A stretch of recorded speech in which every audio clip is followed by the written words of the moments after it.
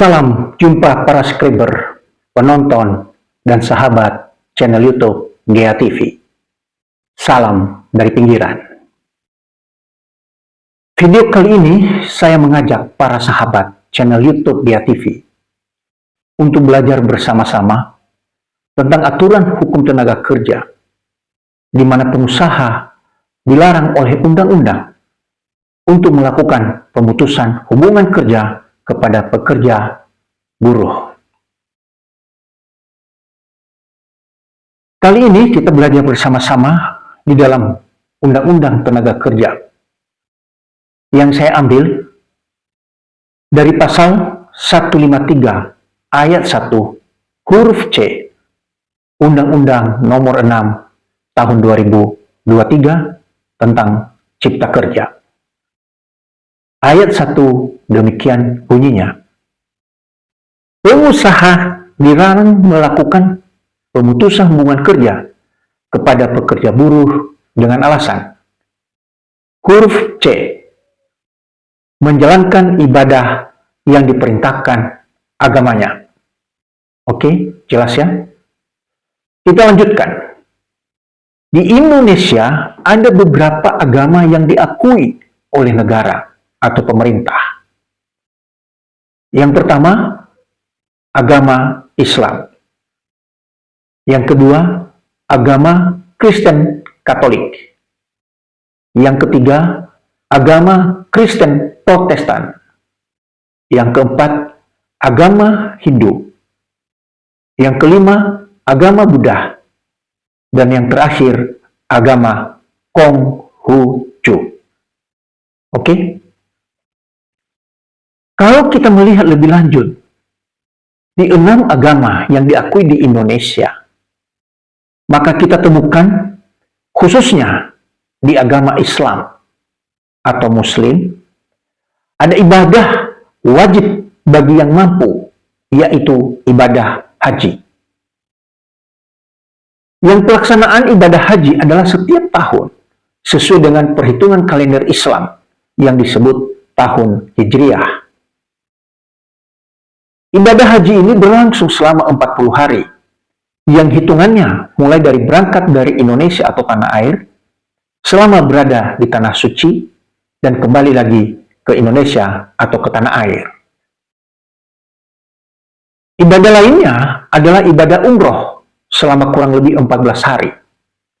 Ibadah umroh ini dapat dilaksanakan kapan saja waktunya. Nah, ibadah umroh dan ibadah haji, pekerja buruh yang melaksanakannya pasti meninggalkan pekerjaan atau tidak bisa bekerja karena berada di tanah suci untuk beberapa saat.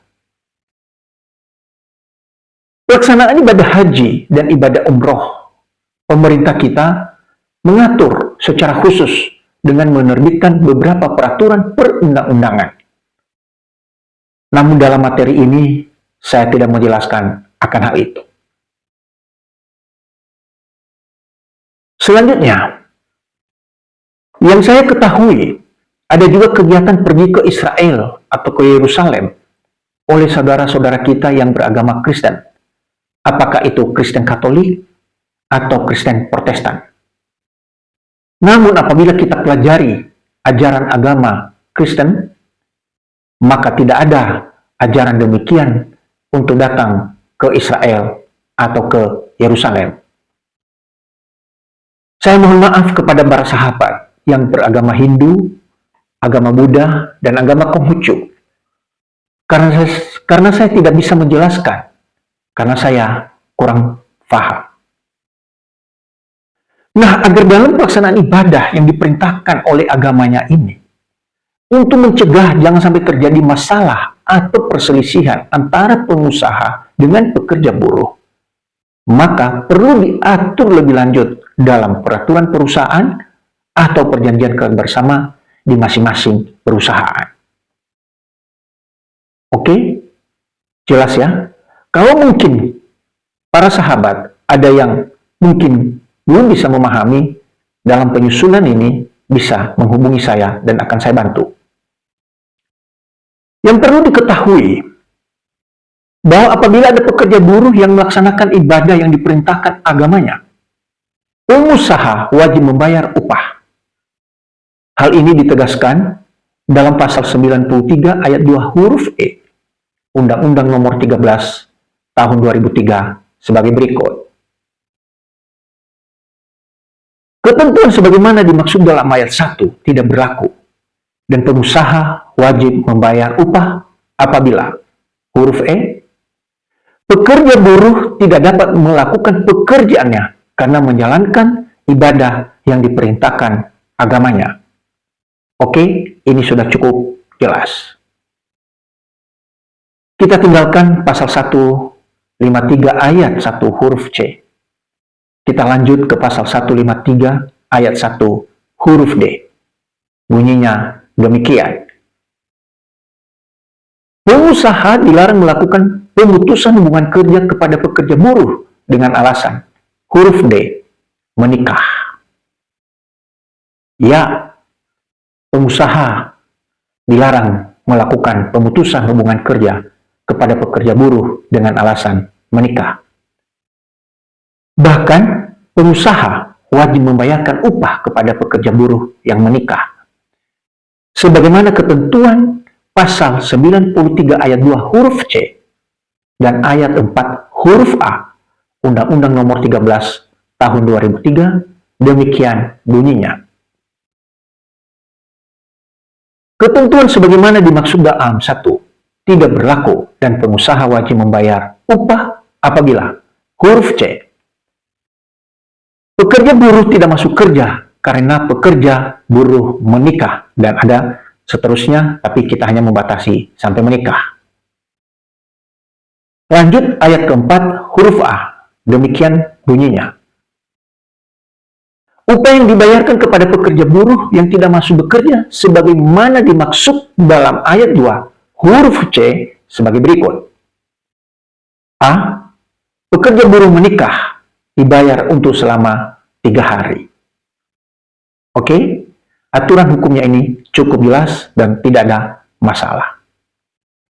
Namun, apa yang diatur di dalam hukum tenaga kerja belum mengakomodasi dalam praktek ketenaga kerjaan di perusahaan. Kalau kita membaca aturan hukum tenaga kerja, tidak memberikan penjelasan apa yang disebut dengan menikah.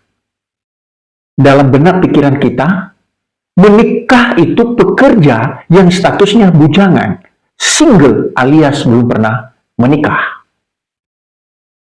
Sekarang pertanyaannya, bagaimana pekerja buruh yang pernah menikah saat masuk dan diterima bekerja di perusahaan, status pernikahannya duda atau janda? Apakah berhak atas pasal 93 yang sudah saya jelaskan sebelumnya? Inilah masalahnya. Nah, jawabannya saya sampaikan begini. Sebaiknya hal ini diatur lebih lanjut dalam peraturan perusahaan atau perjanjian kerja bersama di masing-masing perusahaan, supaya jangan menimbulkan masalah yang mengganggu ketenangan dan keharmonisan bekerja. Oke, paham ya? Kita lanjut. Kita tinggalkan tentang menikah. Kita lanjutkan materi pada pasal 153 ayat 1 huruf E Undang-Undang Nomor 6 Tahun 2023. Demikian bunyinya. Pengusaha dilarang melakukan pemutusan hubungan kerja kepada pekerja buruh dengan alasan E. Pekerja buruh perempuan hamil, melahirkan, gugur kandungan, atau menyusui bayinya. Aturan hukum ini adalah kategori hak istimewa pekerja buruh perempuan. Hak perempuan yang lain yang diatur di dalam Undang-Undang Ketenagakerjaan adalah tidak masuk kerja pada hari pertama dan kedua hari. Dan yang terakhir, pengusaha wajib menyediakan transportasi bagi pekerja buruh yang bekerja antara jam 23.00 sampai 05.00. Selengkapnya, para sahabat channel YouTube Gea TV dapat membacanya secara lengkap di Undang-Undang Ketenagakerjaan. Saya coba uraikan dan jelaskan satu persatu ayat 1 huruf L ini sebatas apa yang saya pahami dan mengerti. Dalam Undang-Undang Tenaga Kerja tidak menjelaskan secara status pernikahan yang menyebabkan perempuan hamil, melahirkan, gugur kandungan, dan menyusui bayinya. Ini harus kita pahami. Kalau kita pelajari bersama-sama, maka ada tipe pekerja buruh perempuan yang hamil, melahirkan, gugur kandungan, dan menyusui bayinya. Tipe yang pertama, yaitu pekerja buruh perempuan yang menikah sah sesuai dengan Undang-Undang Perkawinan dengan seorang laki-laki yang jadi suaminya. Tipe yang kedua, pekerja buruh perempuan menikah secara sirih atau di bawah tangan dengan seorang laki-laki yang jadi suaminya. Dan yang ketiga atau yang terakhir, pekerja buruh perempuan yang tidak menikah secara sah atau tidak menikah sirih atau di bawah tangan, alias tidak punya suami, tapi hamil, melahirkan, mungkin gugur kandungan, menyusui bayinya. Nah, yang ketiga ini mungkin para sahabat channel YouTube Tia TV paham maksud saya. Sekarang pertanyaannya, bagaimana perusahaan atau pengusaha menerapkan aturan pasal 153 ayat 1 huruf F ini? Apakah ada perlakuan yang berbeda? Jawaban saya atas pertanyaan ini sebagai berikut. Pekerja buruh perempuan yang hamil, melahirkan, gugur kandungan, menyusui bayinya, baik itu dalam ikatan pernikahan yang sah, maupun nikah siri atau nikah di bawah tangan, atau hamil di luar nikah, tetap tidak boleh di PHK oleh pengusaha.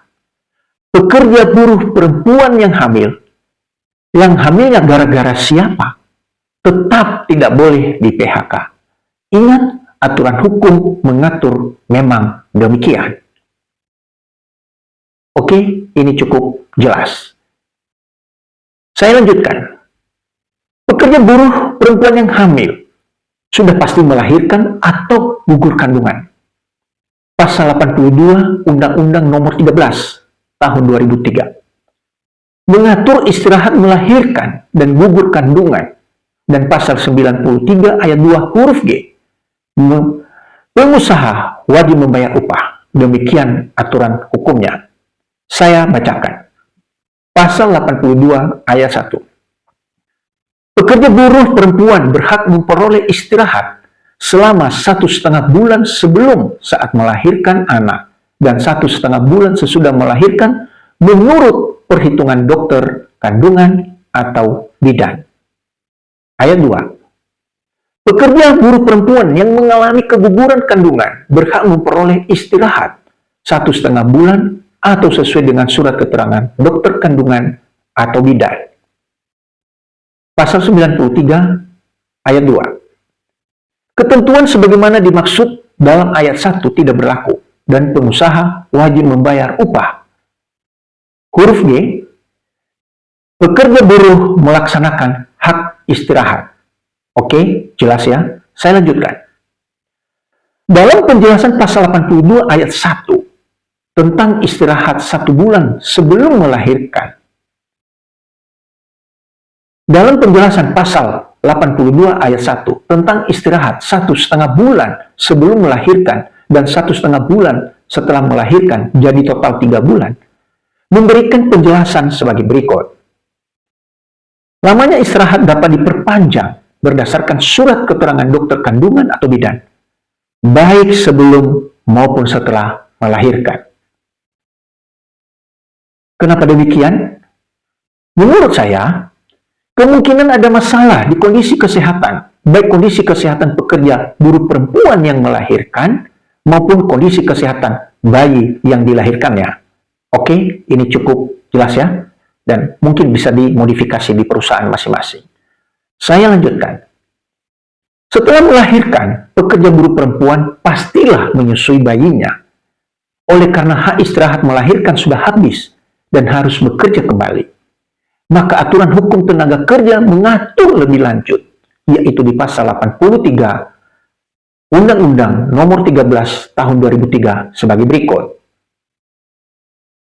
Pekerja buruh perempuan yang anaknya masih menyusu harus diberi kesempatan sepatutnya untuk menyusui anaknya jika hal itu harus dilakukan selama waktu kerja. Dalam penjelasan pasal 83 memberikan penjelasan sebagai berikut. Yang dimaksud dengan kesempatan sepatutnya dalam pasal ini adalah lama waktunya yang diberikan kepada pekerja buruh perempuan untuk menyusui bayinya dengan memperhatikan tersedianya tempat yang sesuai dengan kondisi dan kemampuan perusahaan yang diatur dalam peraturan perusahaan atau perjanjian kerja bersama. Oke? Bagian akhir daripada pasal 153 ayat 1 huruf E Undang-Undang Nomor 6 Tahun 2023 saya sampaikan seperti ini. Sebaiknya diatur lebih lanjut dalam peraturan perusahaan atau perjanjian kerja bersama di masing-masing perusahaan, supaya jangan menimbulkan masalah dan mengganggu ketenangan bekerja. Demikian materi ini saya sampaikan, dan semoga bermanfaat, serta menambah wawasan dan keilmuan kita tentang aturan hukum tenaga kerja yang berlaku di Indonesia. Bravo pengusaha Indonesia, bravo pekerja Indonesia, salam dari pinggiran. Terima kasih.